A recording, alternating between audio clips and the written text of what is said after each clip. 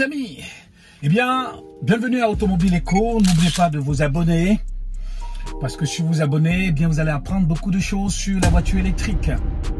Eh bien, ici, nous parlons de voiture électrique. Eh bien, sachez que Xiaomi, qui fabriquait des téléphones, qui fabriquait des aspirateurs, qui fabriquait des télévisions, des montres, eh bien, va sortir sa première voiture qu'elle appelle SU7. Xiaomi, c'est un constructeur chinois. Eh bien, avant, il fabriquait des téléphones, comme je viens de le dire. Un peu comme Apple. Apple voulait sortir sa voiture, mais jusqu'ici, on n'a pas encore vu la voiture d'Apple. Mais les Chinois, quand ils disent qu'ils vont faire quelque chose, ben, ils le font.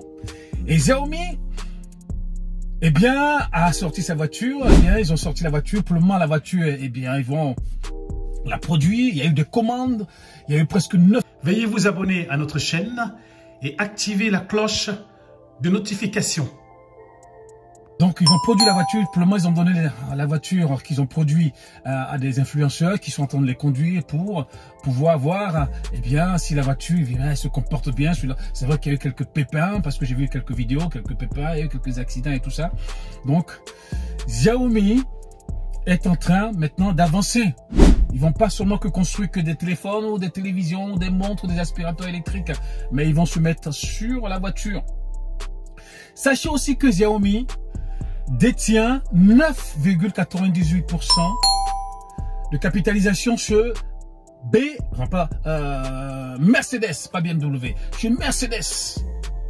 Oui, Xiaomi, eh bien, les Chinois, vous savez, les Chinois maintenant, ils sont un peu partout, hein. Même chez Stellantis, eh bien, je pense qu'il y a aussi les Chinois là-bas. Les Chinois, maintenant, ils ont commencé à mettre, n'est-ce pas, un peu d'argent sur chaque constructeur.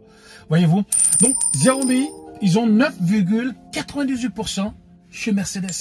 C'est-à-dire qu'ils détiennent une bonne part de capitalisation de chez Mercedes.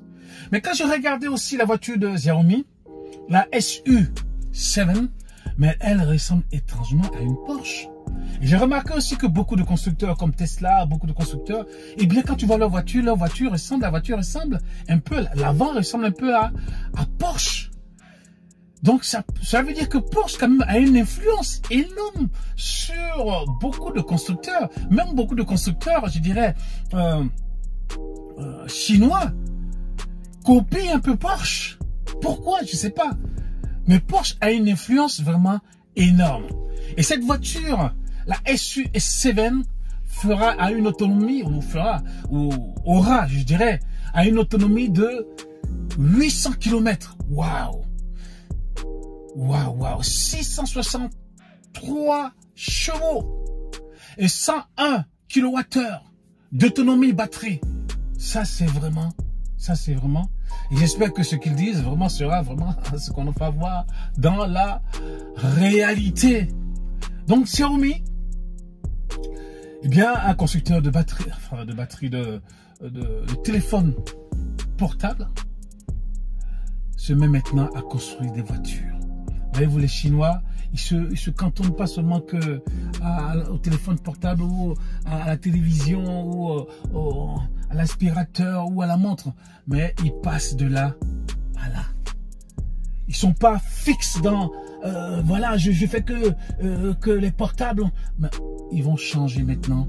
Ils vont aller construire des voitures. Et ils ont la capacité de le faire. Parce que leur gouvernement leur donne la capacité aussi de le faire.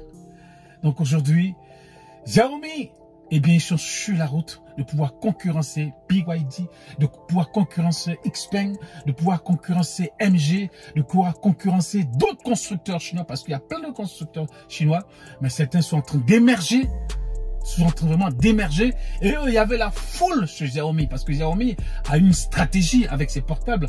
Au niveau qualité-prix, eh bien, Xiaomi en Chine marche super bien. Donc, ils ont une stratégie. Donc, après le portable, eh bien, ils vont vers la voiture. Donc, les gens, ils sont venus en masse pour avoir des commandes fermes de voitures. Voilà. Peace, guys.